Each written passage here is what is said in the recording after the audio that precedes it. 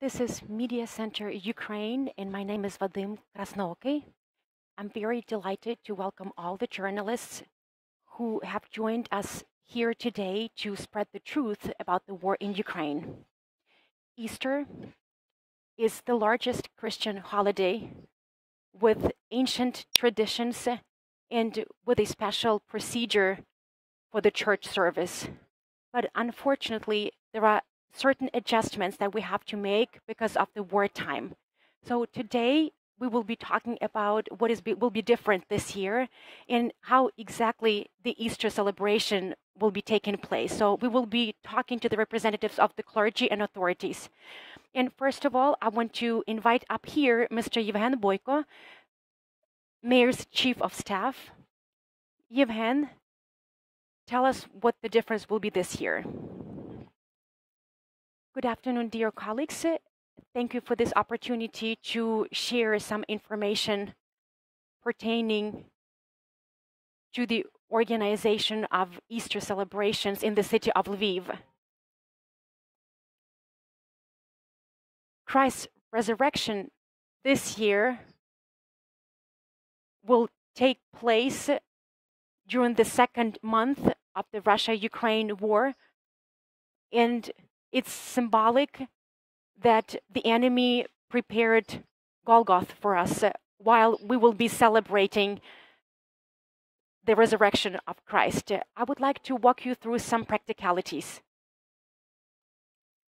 We have approved the curfew rules and regulations. This is something that has been devolved to us from the national government. The curfew in Lviv is from 11 p.m. until 6 a.m., so we will not have the traditional Easter night vigil in our churches. This is unprecedented for the city of Lviv because nightly church services on Easter are very popular. They are part and parcel of our tradition, and this is something that is indispensable for the religious consciousness of the Lviv residents. This is the decision that we have discussed with all the leaders of the religious denominations in the city of Lviv, with the Orthodox Church, with the Ukrainian Greek Catholic Church, and all these clergy representatives see eye to eye. So all the church services will be over before the beginning of the curfew, and then the morning church services will start after 6 a.m.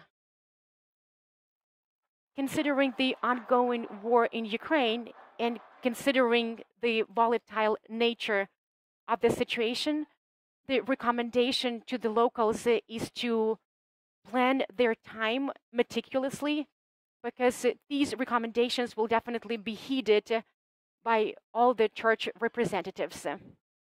If there is an air raid alert during a church service, if there is a threat of airstrikes, then the church clergy will advise the faithful to seek shelter in the nearest bomb shelter, and they will also provide the relevant instructions and guidelines to all the faithful.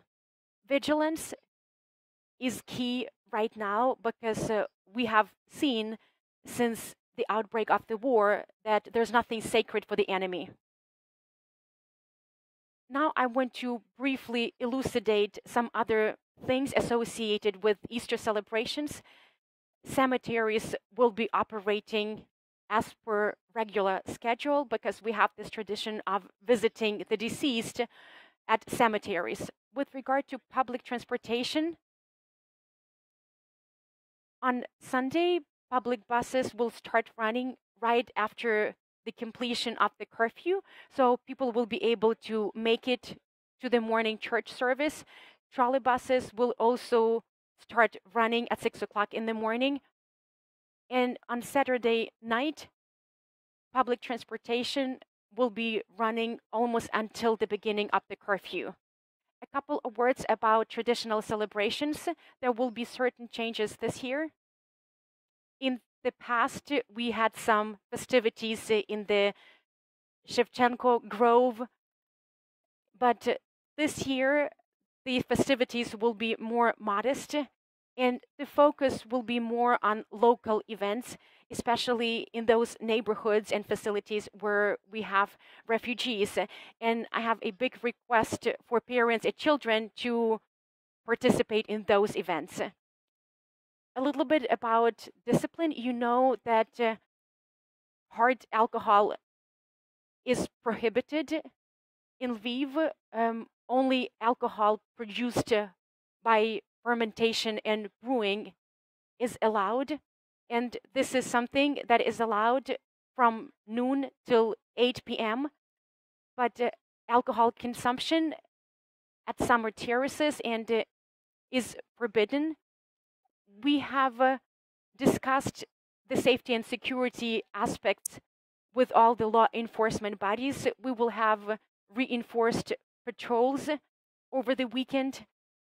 Some National Guard representatives will also be deployed throughout the city. So as you can see, the issue of security is on top of our agenda. I would like to talk separately about IDPs. A lot of these refugees are accommodated in schools and other public institutions, so we will have some Easter celebrations there as well. We will engage local priests, and they will go to refugee accommodation places because we want these people to be exposed to Easter celebrations as well. Besides, together with our cultural institutions, we will conduct some Easter bread baking masterclasses and trainings because we want to preserve the Easter spirit and we want to pass on these traditions to those people who are not familiar with these traditions. We will also have some events taking place in the municipal library, not Hotkevich Palace, the Chamber Music House. A number of events will be organized by the Ukrainian Academy of Leadership, and the Museum of Hrushevsky in Lviv will also host a number of events. So I would like to wish you a happy Easter. I really hope that you will have peace and quiet in your hearts, and I really hope that we will be able to obtain a quick victory. Are there any questions to Yevhen? The information you have provided is very comprehensive and detailed. That's why I guess there are no questions. Thank you very much, Yevhen. We've had Yevhen Boiko, Mayor's Chief of Staff, with us. And now I want to invite up here some clergy representatives. We have Mr. Pavlo Drozdiak here, Chaplain of Lviv City Council and Press Secretary of Lviv Eparchy of the Ukrainian Greek Catholic Church. And Mr. Mykhailo Syvak, the key holder of the St. Pokrova Cathedral of the Ukrainian Orthodox Church. Thank you for being with us. I have the same question to you. What are some of the changes that we should expect on Easter this year in comparison with the past? Glory to Jesus Christ. Dear friends, this year we will be celebrating Easter under new conditions during wartime. We have already received some information on the household issues pertaining to Easter celebrations, but I would like to elucidate the Easter meaning of the holiday. This meaning remains intact. During wartime, the celebration of Easter is particularly inspirational and relevant because Easter is about the victory of Jesus Christ over death. It's about the victory of the good over the evil, and it's about the victory of light over darkness. When we celebrate Easter, we have to realize that even though we are struggling, even though we are experiencing some dire times, the good and the truth will always prevail. And since we are siding with the truth, since we are defending our homes, our families, our country, we will definitely win because, as I have already mentioned, we are siding with the good. So this year's Easter has to be even more inspirational and nurturing than always. Mr. Pavlo Drozdiak, glory to our unconquerable God and glory to Ukraine. Our God cannot be conquered because he has already defeated death. This is the truth that has been deeply grounded in our culture. This is the news that you cannot call a fake. Jesus Christ is eternal, and without him, our faith would be to no available. For several years, the Ukrainian Greek Catholic Church has not been able to have a universal assembly with a very clear-cut logo or motto. The church is always by you. This is the motto that has been accompanying our work throughout the years. But this is the key message. The church is always with you. The church is always by your side. The church is not only the buildings that we have, but it's also about the people that we have scattered all over the world, Ukrainians and not Ukrainians. Those people that feel Ukrainian by spirit, those people that are faithful to our church with great love and passion for Ukraine. So the church will be standing by you during the Easter celebrations. As it has already been mentioned, we have received specific and clear-cut recommendations. All the monasteries, churches, and clergy were instructed to organize their Easter church services in line with the martial law requirements and regulations. We asked the local priesthood to take into account some sensitive issues because there might be an air raid alert anytime, and we are responsible for the safety and security of our faithful. Therefore, we have a clear awareness of the necessity for having all the measures in place to provide safety and security for the believers, especially in case of an airstrike threat. So the primary emphasis will be placed on the safety and security of the faithful. We can change the time for the traditional Easter Vigil and Easter church service, and we can even start our church services at 7 p.m. on Saturday. It's important to start as early as possible so that all Christians can participate in the Easter celebration, because we will have our Easter liturgy. We do not have to wait until midnight. We will start at about 7 p.m. because we want to have less crowds. We want to encourage all the churches to have additional church services. This will help us avoid crowds and at the same time let everyone participate. We have a multitude of IDPs and refugees. We also understand that a lot of Ukrainians are outside of our country right now. To this end, we are going to have an online broadcast of our Easter services and liturgy. So the faithful will be able to distantly participate in our joint prayer. There's another important aspect that we experienced during the pandemic. Some Easter baskets and Easter food packages. Maybe not everyone can put together an Easter basket. Maybe not everyone can afford it under the circumstances, but the most important thing is our unwavering faith, our faith in God who gave us the gift of life and light. So even if you don't have Easter bread, it's not a big deal. It's enough to just get together and express your gratitude to God. Won't it be Easter? Of course it will be Easter, because Easter is not only about traditions. Easter is not only about the physical and tangible things that we can see. Easter, first and foremost, is about our faith. During the online broadcast, we will also articulate some prayers so that you will have your Easter basket blessed. You don't have to go to church and have the priest bless your Easter basket, because it's all about sharing this gift together. We are ready to meet people halfway. We are ready to utilize all available communication channels to communicate information to our faithful. We will provide information on the nearest shelters in case of air raid alerts. How is the life of our church different? I think that we can see it right now because the church has to go beyond its traditional services and liturgies. The church has to be by the side of people, those people who are suffering, those people who are in need of material need. So the church will always be with you no matter where you are. Father, you are the chaplain of Lviv City Council, and there's a special mission on your shoulders to bless and inspire your fighters. What do you tell them?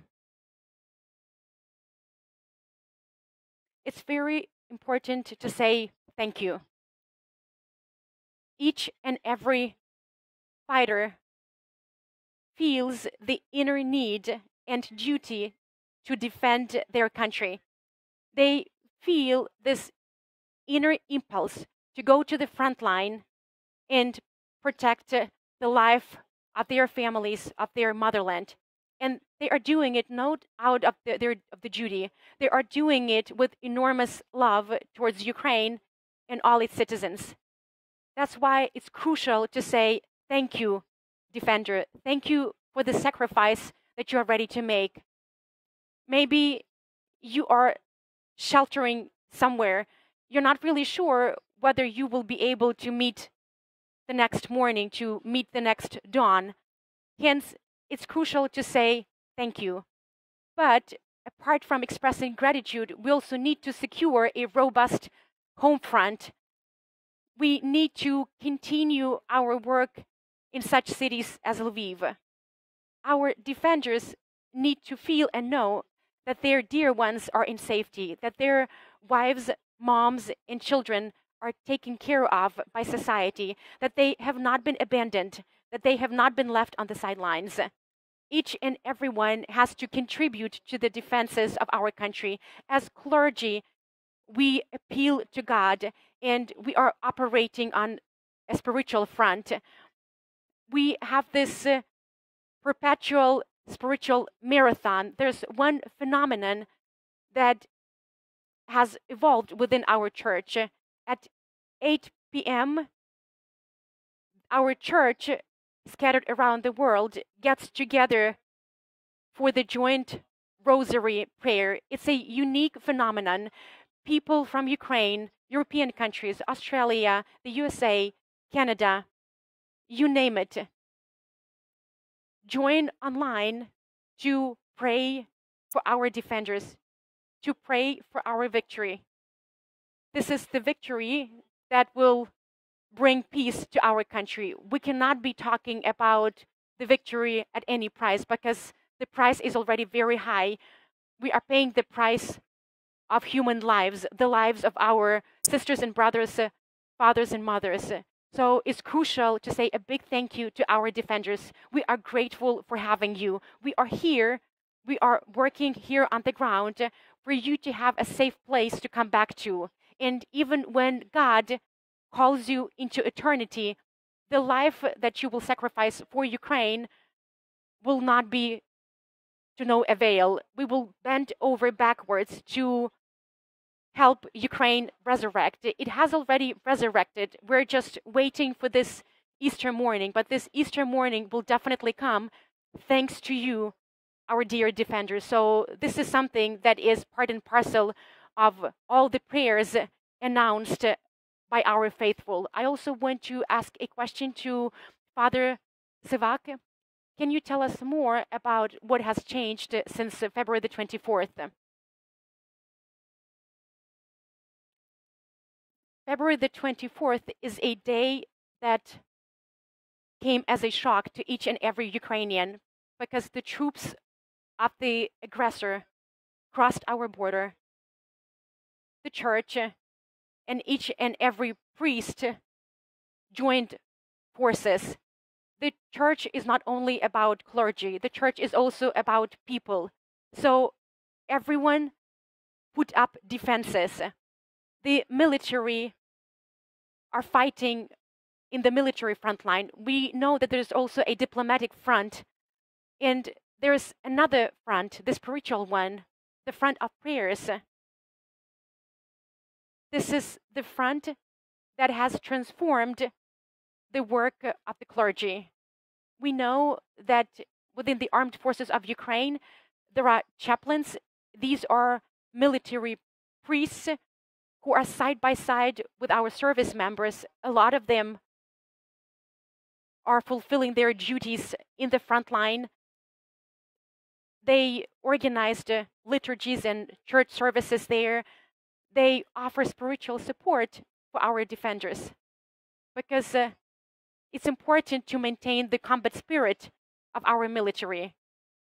We can see in the mass media that chaplains are also engaged in escorting humanitarian convoys, and they are fulfilling other pastoral duties under war conditions.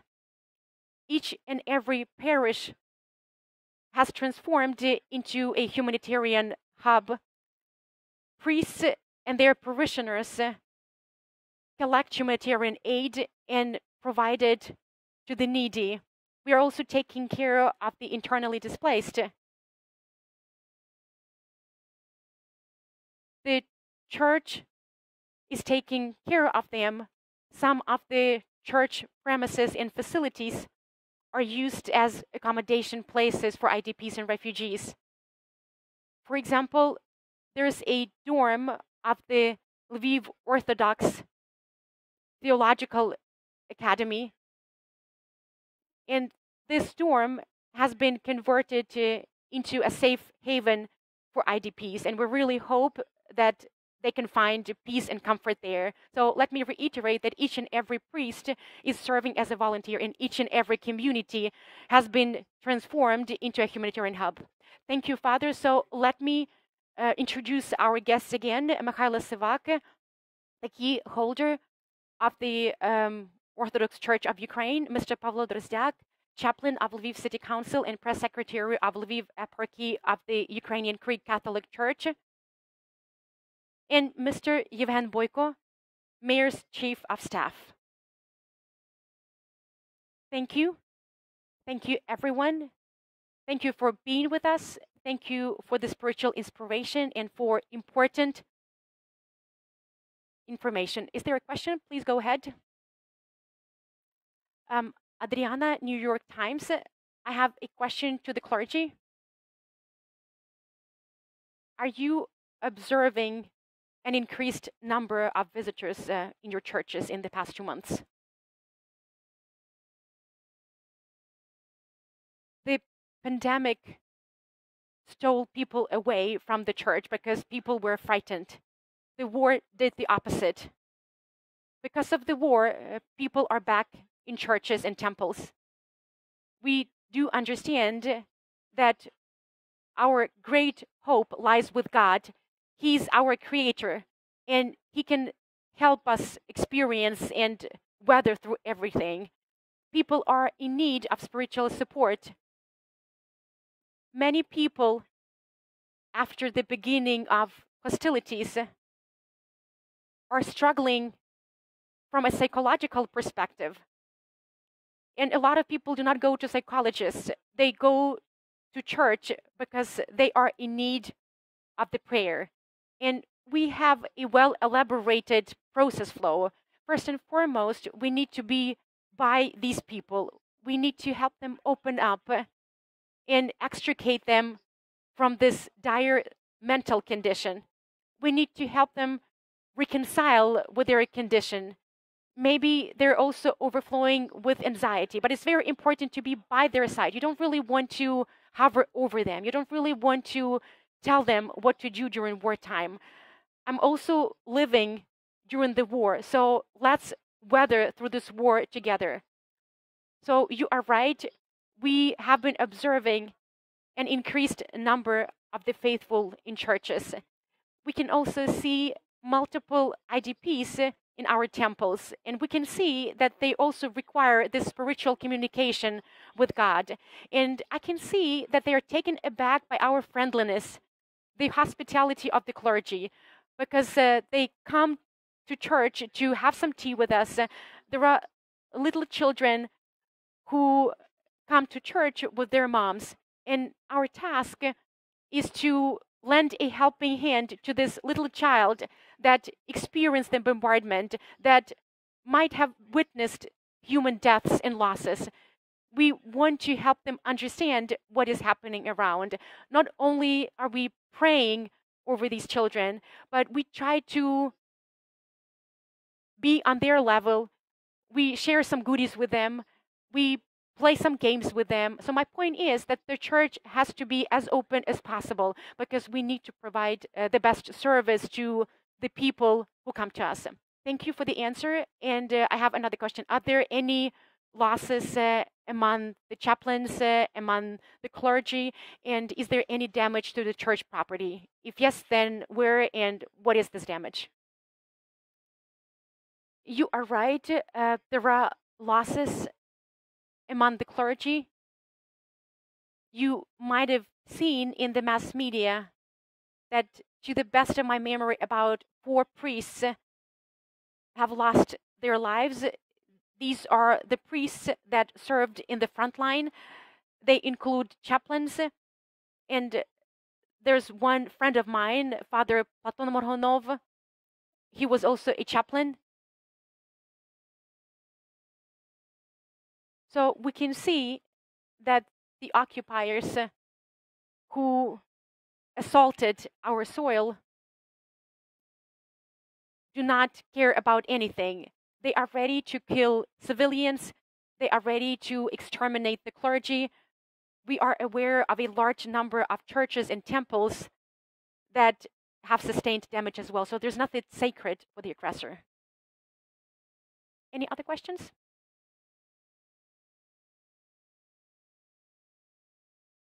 For the church leaders, last Friday, at the insistence of the Holy Father, Pope Francis, Ukrainians were shocked to see that during the Way of the Cross procession held in Rome, the cross was held jointly by 2 women, one Russian and one Ukrainian.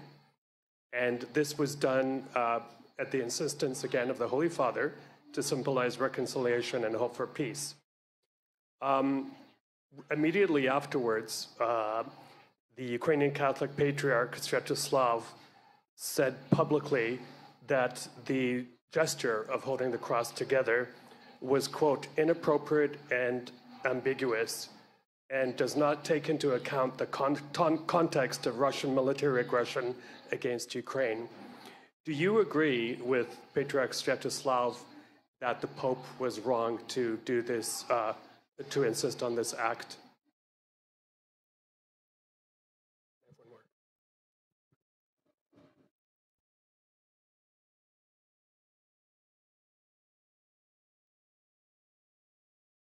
I can't but agree with our patriarch, with the leader of our church.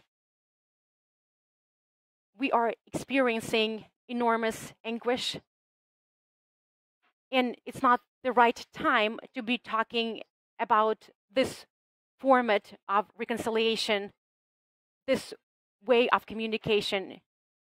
It's not timely, because we are experiencing some horrendous events, and we cannot be talking about achieving peace at any price, because this price is very high. We are already paying a high price. So the church is with the people, and the people are with the church. We cannot have a compromise with our conscience.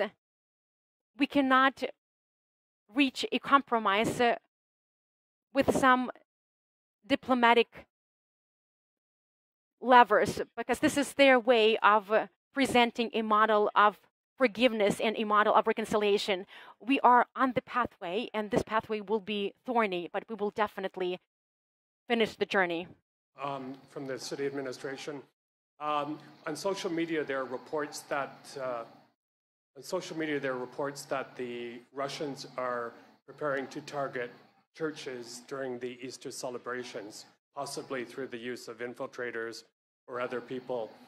Do you take these threats seriously, that places of worship may be targeted, sadly, targeted during the Easter celebrations? Thank you. Дякую за запитання. Thank you for your question. I have already mentioned that we don't have a single safe city in Ukraine. And horrific airstrikes on Lviv on Monday are a testimony to that. This week is the week before Easter, and it started with some horrific missile strikes on the city of Lviv. You are aware of the dead and the injured that we have in our hospitals. The city of Lviv, together with the Lviv Regional Military Administration, has had a number of meetings on safety and security in our city as part of Easter celebrations.